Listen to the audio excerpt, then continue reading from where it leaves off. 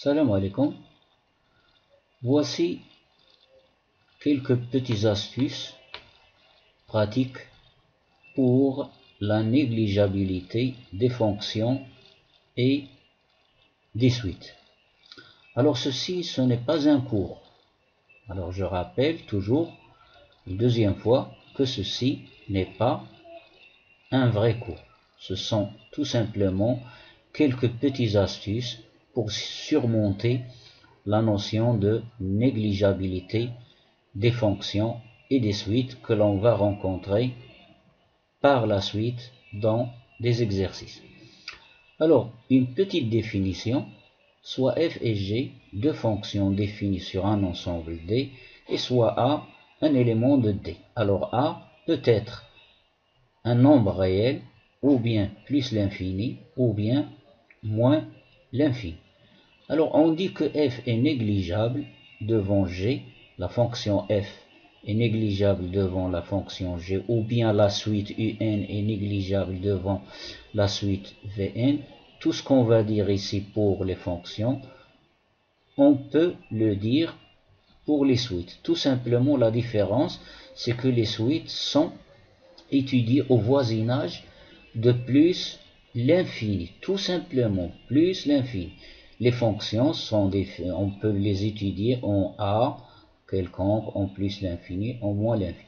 Donc, f est négligeable devant g au point A si et seulement si la limite quand x tend vers A, ou bien la limite quand x tend vers plus l'infini, ou bien la limite quand x tend vers moins l'infini. Ici, j'ai rassemblé les trois dans une seule définition.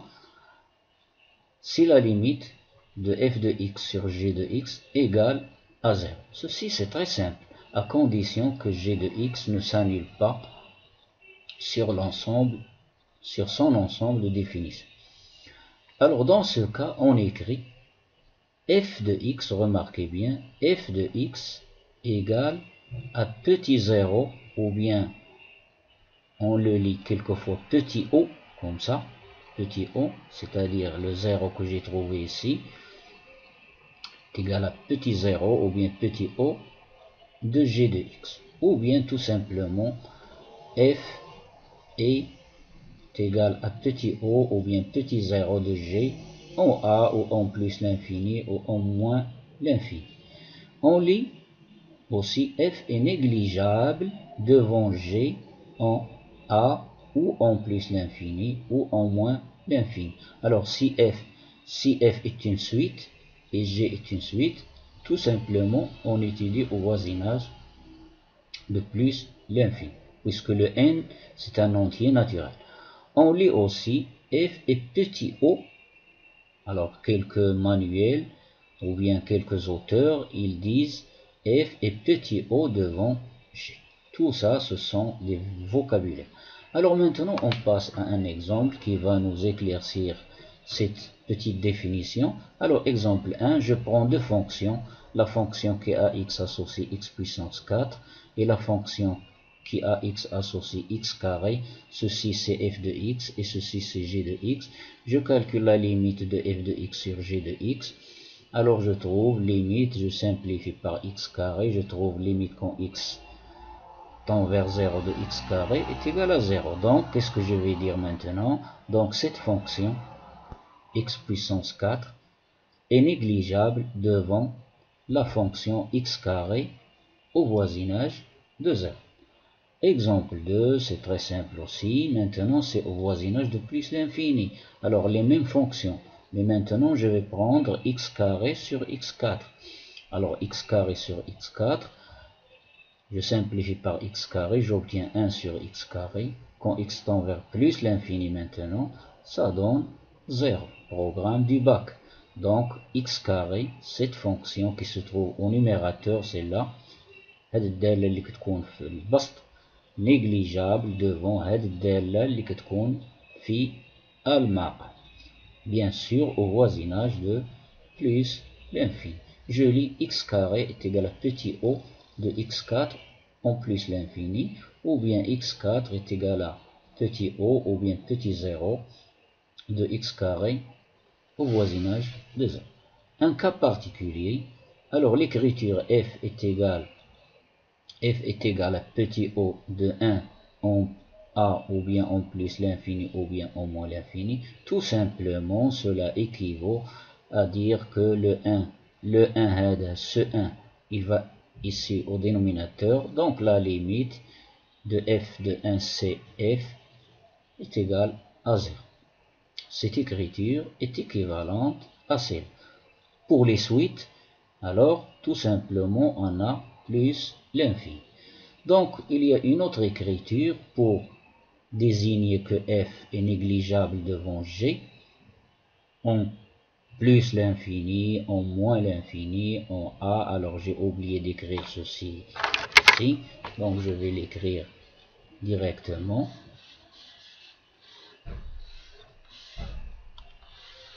Alors en a,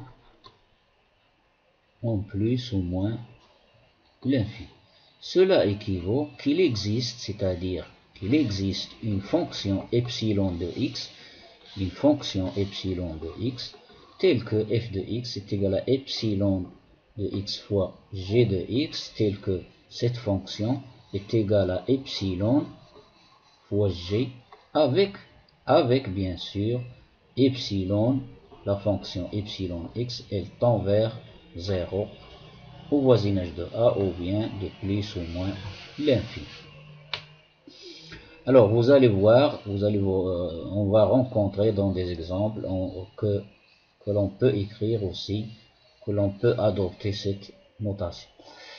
Un exemple ici, remarquez bien que j'ai pris ici la fonction racine carrée de x carré moins 4, son domaine c'est ceci, vous pouvez le vérifier facilement. Donc je peux l'écrire, je factorise à l'intérieur du radical, x moins 2 facteur de x plus 2, et je sépare en deux radicaux. Donc cette fonction qui est écrite en jaune, c'est celle qui représente epsilon de x. Alors, donc au voisinage de 2 plus, à droite de 2, alors ceci, ça donne 0 comme limite. Et voilà donc la racine carrée de x carré moins 4 est négligeable devant racine carrée de x plus 2 au voisinage de 2 à droite. Pourquoi? Tout simplement parce que la fonction notée en jaune, c'est la fonction qui représente epsilon ici, epsilon de x. Suite maintenant pour les suites. Alors pour les suites, écrire un est égal à petit o de Vn ou bien un négligeable devant Vn au voisinage de plus l'infini. J'insiste ici, ne pas écrire au voisinage de a ou bien au voisinage de moins l'infini, parce que l'entier naturel ici n, c'est un entier naturel. Donc cela équivaut que la limite quand n tend vers plus l'infini, de un divisé par Vn égale à 0. Ceci c'est en pratique, on le fait en pratique, avec Vn est non nul. C'est-à-dire, pour qu'elle soit au dénominateur, il faut qu'elle soit non nulle. Alors je fais un exemple ici pour éclaircir ceci. Je prends de suite un égale à n au carré plus 1 et Vn égale à n au cube plus 2. Je fais la limite du quotient un sur Vn. Je trouve programme du bac jusqu'ici égal à 0.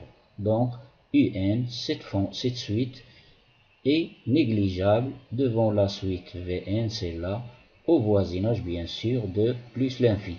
Alors quelquefois, on n'écrit pas plus l'infini, c'est-à-dire sous-entendu, on parle des suites. Quand on parle des suites, c'est pas la peine d'écrire plus l'infini, ou bien on peut l'écrire. Et voilà. Maintenant, ceci c'est très important, c'est une propriété très importante qui met en relation la notion d'équivalence et la notion de négligeabilité, toujours pour les fonctions et pour les suites. Alors remarquez bien ici, la fonction f est équivalente à la fonction g en a en plus ou moins l'infini, équivaut, regardez, alors cette propriété est utilisée dans les deux sens, équivaut à f moins, je retranche cette fonction, c'est négligeable devant G. Alors remarquez bien ici, j'ai mis des flèches pour ne pas se tromper. Yani, la fonction retranchée, c'est celle que l'on écrit ici. Alors j'ai mis des flèches ici. La même chose ici, f est équivalente au voisinage de A ou bien en plus ou moins l'infini. Cela équivaut, c'est une équivalence dans les deux sens. G, alors G, je retranche cette fois f. G moins f est égal à petit o de f. C'est toujours la fonction retranchée. Alors ici, j'ai retranché f de g. Alors pour ne pas se tromper, alors prenez cette astuce.